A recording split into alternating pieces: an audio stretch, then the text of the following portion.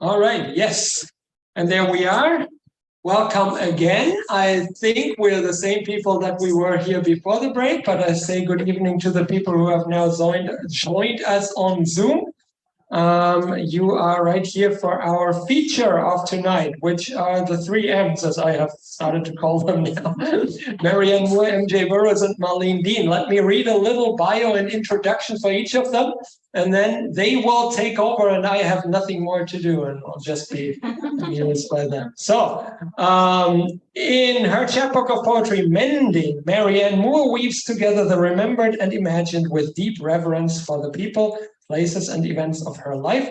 A full-length poetry book is called Fishing for Mermaids.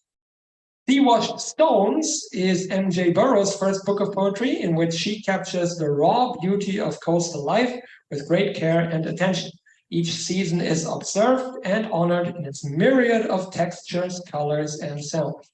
And Because Things Are, a chapbook of poems by Marlene Dean, is a collection of meditations on life and the mysteries of time and mortality. All 3 of these chapbooks are on sale there for $20 each, and they have all been published by House of Appleton, a new publishing house. I'm sure that's not a coincidence that all of these 3 are here together with the same publisher. So please, Marianne, MJ, and Marlene, come up and read you.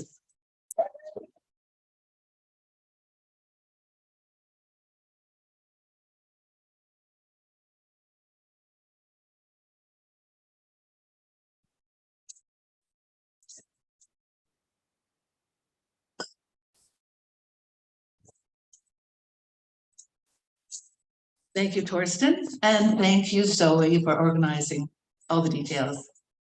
It's great to be back here at Planet Earth Poetry. It's been several years, so I'm glad to see you and see familiar faces.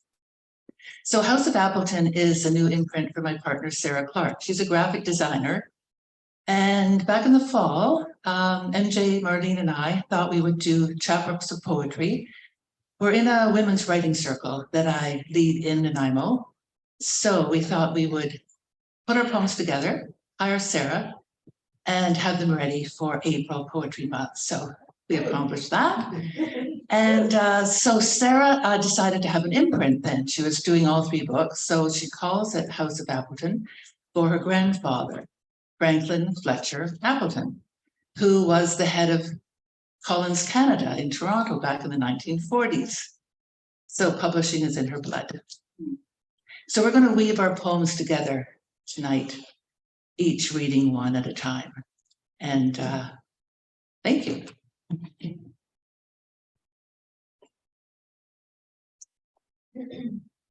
Thanks, Marianne. Can everybody hear me? Good signal. Okay, does that work? First poem I'll read you tonight is called Wild Beaches. Wild beaches. Sea crystals, green cedar, old man's beard, and chanterelle gold. Broken rock, driftwood dragons, gulls gossiping. Water washes, stones singing, the morning awake. A humpback whale blows salt, breaching the deep. On the shore, a writer skips a pebble across high tide.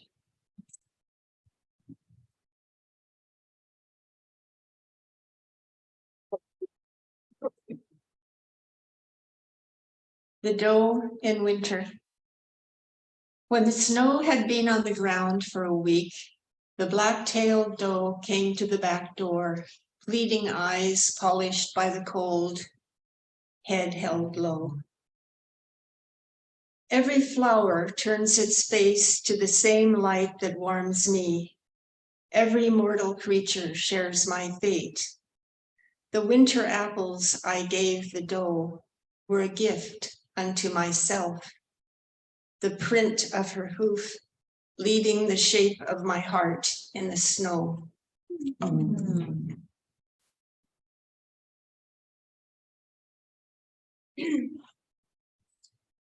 Things will come to you. The song your grandmother taught you, the beautiful, beautiful river. Gather with the saints at the river. Smooth stones, instruments of silence. Hold one to your temple. Remember, hear your true name, moon, sea, stone. Always listen from the quiet part of you.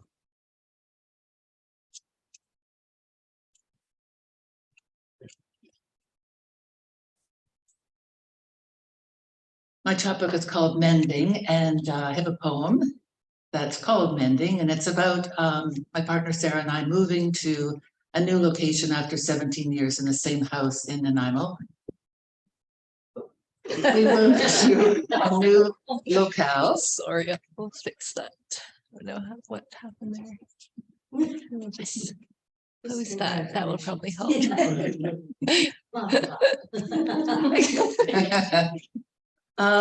Yes, so we have some beautiful land keepers where we're now out in the country just south of downtown Nanaimo. And so I'll read about the experience of being new to that place about a year ago. Mending. So it's just the four of you, Joseph said, referring to you, me, and our two cats, Izzy and Squeak. When I sit down with you to look across the field, see the lights in Joseph's workshop, I think of my grandfather chopping kindling in the woodshed. And you remember the deck you built on a small house you once had, in a converted barn living near your father. When our joined palms form a prayer between them, I think the people who held soil in their hands, planted apple trees, quince and fig, placed primulas and hellebores and flower beds near our house. We both marvel at the eagle we saw earlier on the highest branch of the arbutus. When we meander this newly found place, we take careful steps around randomly placed daffodils, notice tiny white flowers we haven't found a name for yet. Joseph has made birdhouses, assembled cocoons for mason bees. We know we'll find our way back to the work we once did. When we make our evening tea with water from the well, Izzy leaves her hiding place to join us. Squeak left us on the third day we were here, gone on a big adventure. Frogs quieten in the pond, then begin again. The light at the back porch illuminates Witch's hair hanging from the firs.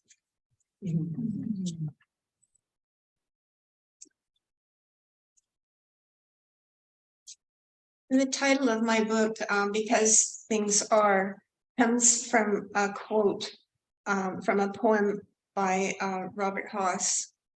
In my religion, metaphor makes us ache because things are and are what they are and perish. A lot of poetry, he said, most poetry is about loss, and a great deal of it is, of course, you know that. This poem incorporates that line. It's called The Clock in Bastion Square at the Port of Nanaimo. Because things are and are what they are, the clock in Bastion Square chimes its melancholy tune and tolls the hour for the sailboats singing their silent songs, and the otters with their clever hands, and Lucy, the harbor seal, with her one blind eye. The clock tolls for children eating ice cream cones outside the shops, while the old poet sits nearby with his penny whistle and long gray beard. The clock tolls for patches of gold scattered on the sea by the sun, and the smell of trollers' fish and chips and tacos at Penny's Palapa. The clock tolls for the man on the bridge with wild hair and an Irish fiddle, singing shanties of sailors lost and the one true love. Because things are and are what they are and perish, the clock in Bastion Square chimes its melancholy tune of time and tide and tolls the hour in its bell-toned tongue.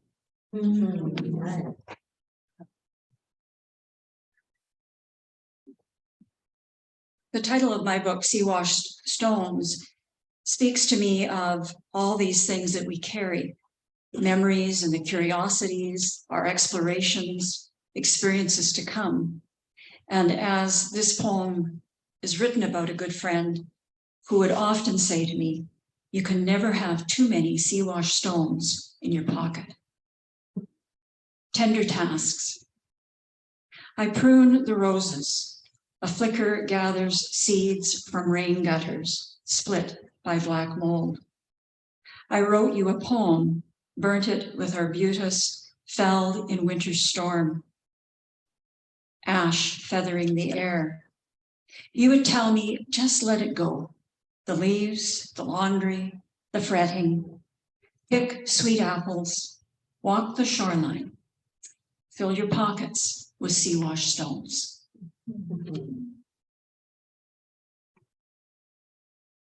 Before I read my next poem, I just want to mention to all of you poets how listening to your poems truly inspired me. And I wish we could be up here in Victoria a little more often.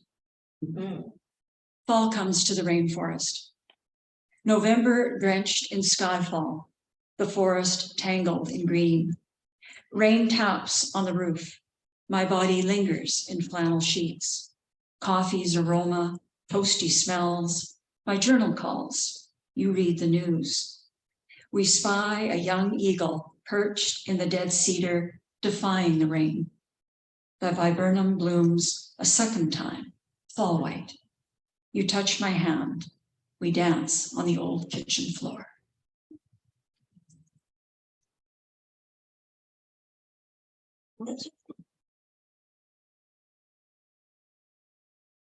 Sometimes beyond time and mortality, we get a glimpse of something else, and sometimes it comes in a vision. This poem, Damselflies, is based on a sort of vision I had at Gates Lake Sanctuary in Red Deer, Alberta. I once saw a pond covered with damselflies, boreal bluet, hundreds of thousands, so close together, the surface of the water was a shimmering sapphire under a reeling sun. It was quiet in the forest, except for the call of a sorrel rail.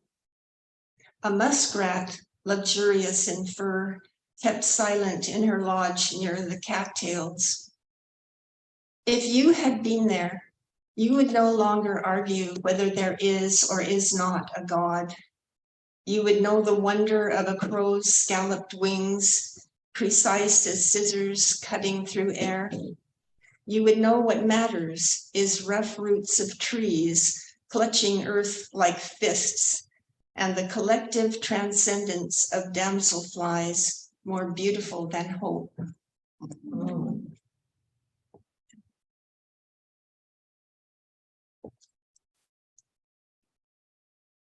Vessel.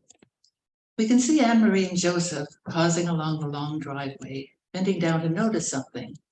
Arriving at our door, Joseph holds a small vase he has carved out of arbutus. In it, a fingernail-sized container with water, tiny leaves, and flowers. A pansy, purple alfalfa, clover, a wild ginger leaf. Each flower has named itself, no doubt. And yet I heed the call to name each wild thing. All of this while caressing the smoothness, the newness of the carving, the care he took, the vessel, their blessings for us in our new home. Their delight in what we have created here. As these flowers fade, the vessel empty, I too will take my time along the road, bend closer to the earth to sense the delicacy of its smallest things.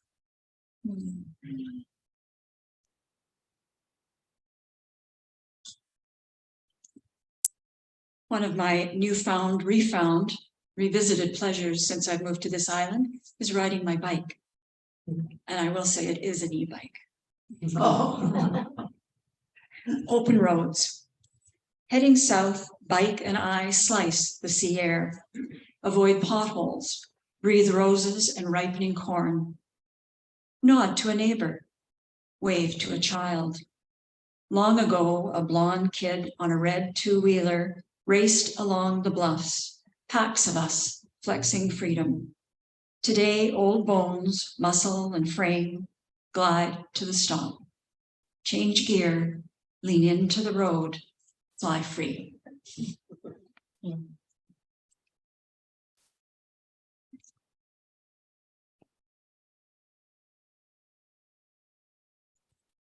The next poem I'm going to read has an epigraph. And it's a quote from a Native American poet from central Mexico who lived in the 1400s, and his name was Hungry Wolf. Not forever on earth, only a little while here. Be it jade, it shatters. Be it gold, it breaks. Be it a Kaetzel feather, it tears apart. Not forever on earth, only a little while here.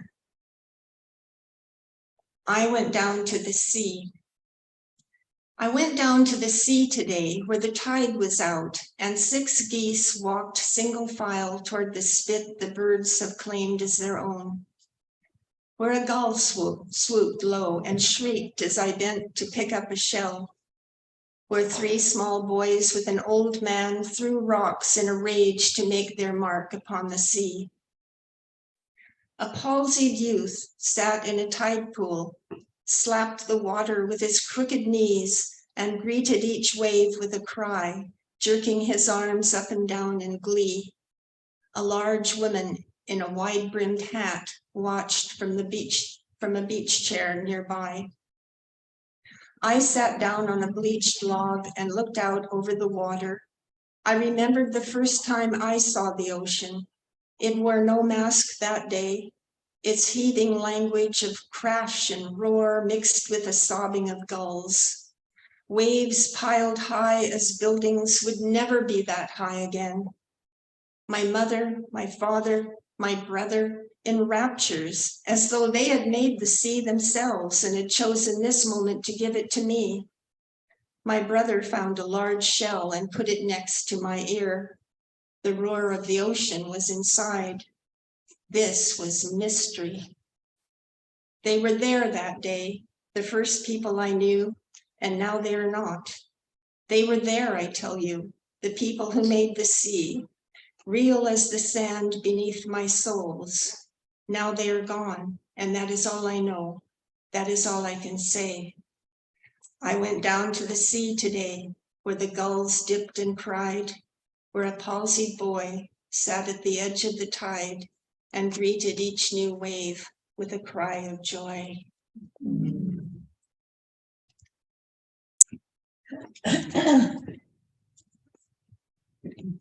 My mother asks me questions from the afterlife. Are you happy? A red-haired woman places jasmine oil on our foreheads. We, a procession of women at Knossos, Minoan priestesses, arms outstretched, holding imagining snakes. Have you been courageous? I look back to the light until it is gone, deep into the cave at Scotino. Have you realized your full potential? An astrologer once asked me if I had children in this life, and I told her I had 2, a son and a daughter. You really pushed the envelope on that one, she said. And okay, an astrologer who speaks in cliches is fine, as long as she sees the poet in my planet. Planets. What did you discover? On the steps up to the Acropolis, an ancient village, the Plaka, where I want to step off the path and live in a white room with a blue door. Is there anything you regret? The nuns at Paliani have a sacred myrtle tree. Some things, though they may have been seen as a betrayal, I would have to do again. Do you sing enough? I sit in the kids' sandbox and think about the woman down the street who was having an affair with a school bus driver. The goat bells on the hill in Cato Zakros. What was it like growing up as an only child? My dolls had names. The pink bougainvillea cascades over the balcony. Geraniums bloom in rusted olive oil tins in the village of Moklos. When are you coming over? A small woman in a black dress sells bags of oregano by the seashore. I throw my desires on small slips of paper into the sea, keep moving my chair to follow the sun.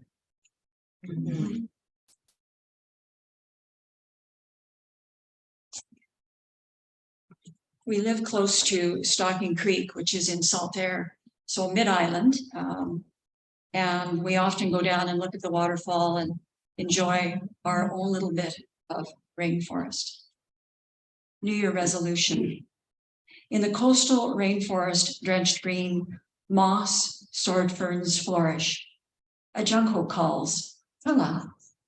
Red maple, twisting silver gray, bark cracks in the breeze. Labyrinths of bough and brush, orange jelly fungus, suckling on deadfall. Stalking creek swells, a tree breaks over the bank, tumbles to the sea. Wolf moon fades west, sun blesses shadow, lemon light opens the day.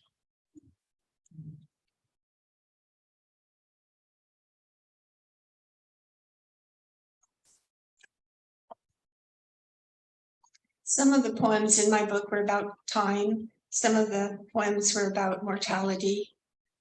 Some of the poems were about what you see beyond that sometimes.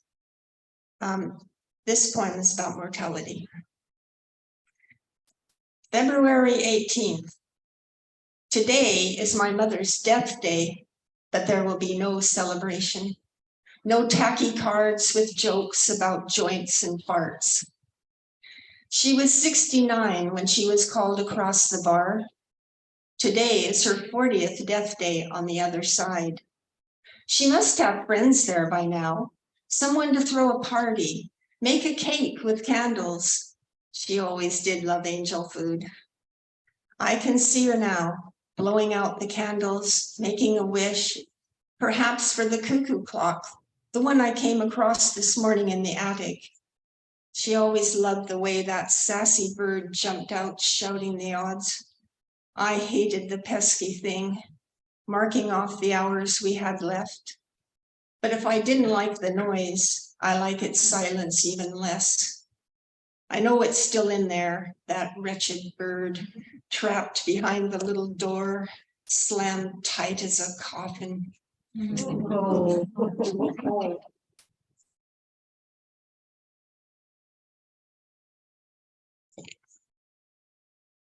My mother's hands.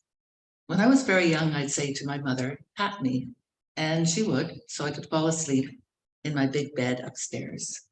I'd feel the heat of her hand when it paused on my back, and I'd remind her, "Pat me." It may have been her idea to give me cotton gloves to wear at night, so I wouldn't suck my thumb.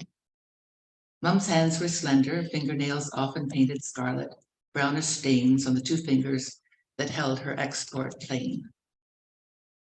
When I was an adult, in my late 30s by then, Mum had hand surgery at the same time as I had a hysterectomy. And it was okay, the hysterectomy I mean, as nothing in the area of my ovaries and fallopian tubes ever functioned the way they were supposed to. I went to Mum's place to give her a hand, even though I would have preferred to stay at home, reading Middlemarch on the couch, savoring my last week of sick leave. My two children lived with their father and stepmother at the time, and there I was, washing my mother's face and behind her ears, lifting her arms to wash under them, patting everything dry.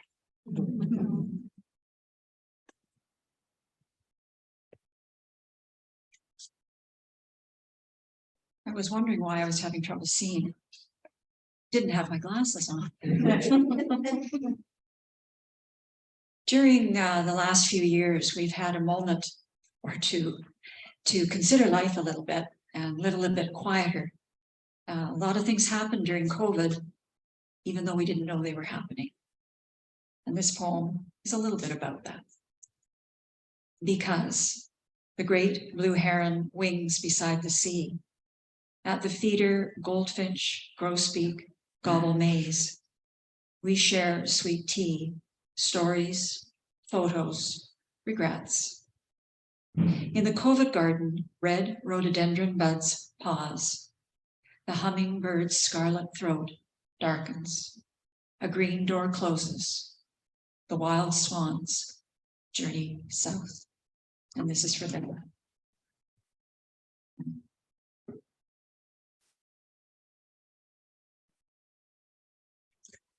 This poem came to me at the end of 2018, at the end of the summer, and it was like a premonition because the song that holds it together, Ring Around the Rosie, is actually, it comes from the Middle Ages, and it's a plague song. which is weird. I think it's weird. There's an epigraph, or there's a line here that's inferred in the poem, Time Held Me Green and Dying by Dylan Thomas. The long grass of summer. There is a sadness in the long grass of summer, a whisper of days gone by. Ring around the rosy, a pocket full of posies. Holding hands, we dance in a ring. Someone shouts, ashes, ashes, and we all drop down. A friend holds a yellow flower under my chin. Do you like butter? The smell of the sun is in my hair. A daisy chain is my crown. Ashes, ashes, and we all drop down. Petal by petal, we pull the flowers apart. He loves me not. Dandelion clocks are magic wands. Wave them and watch the seeds fly away in the breeze. There is a sadness in the long grass of summer. We pull the reed from the shaft and nibble the stem, because there is a sweetness in the green and dying, and we all drop down.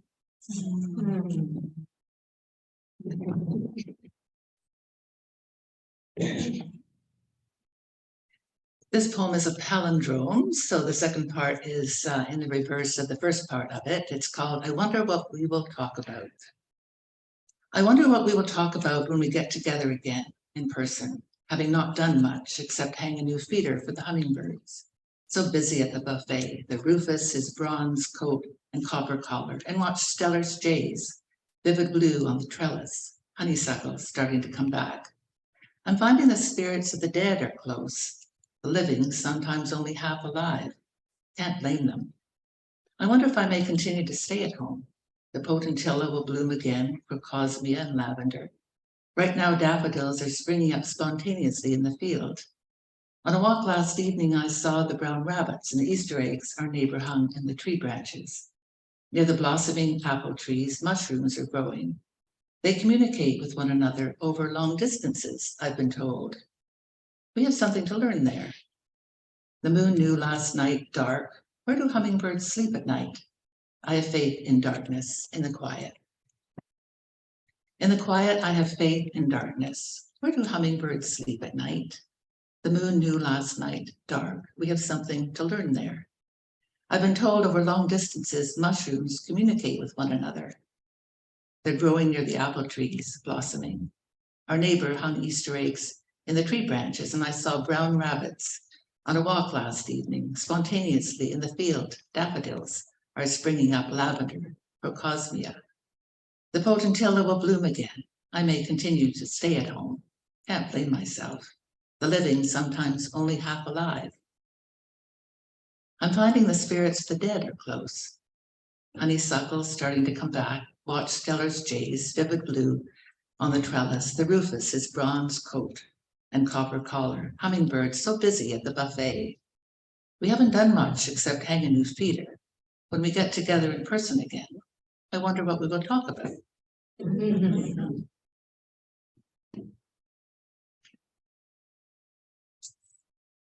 So this is our last set. So thank you for your kind attention.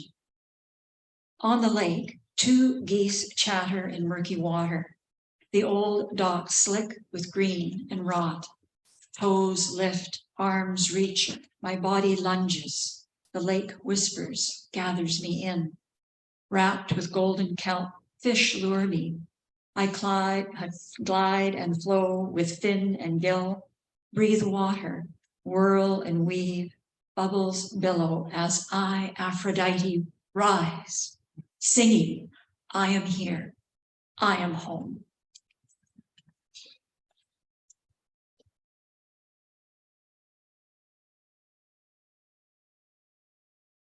Three children push boulders into the water, driving back the powerful horse of the sea.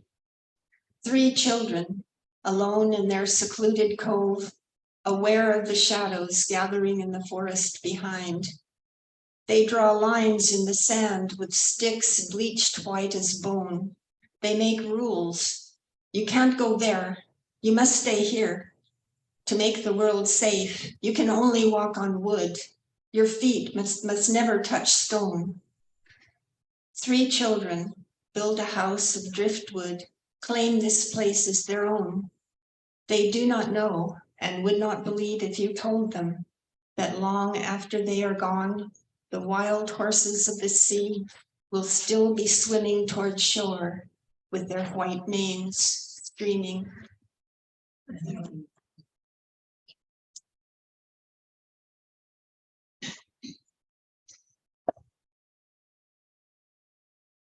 So the poets that I do know here, I know from poetry retreats that we've been to for many years with Patrick Lane and Lorna Crozier. Last April, I wrote this poem at Lorna's retreat. It's called Last Day of the World. On the last day of the world, trees rise uprooted, cucumbers unhinge themselves in the garden. There's no time or reason to record your dreams.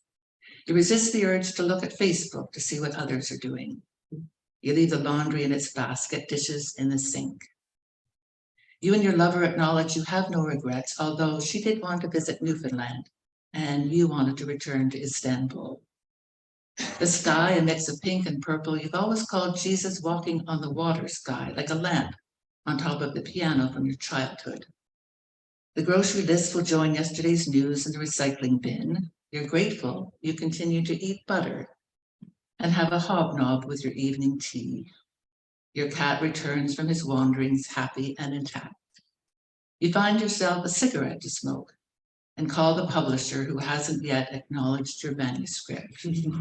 She will see the good in you at last. Thanks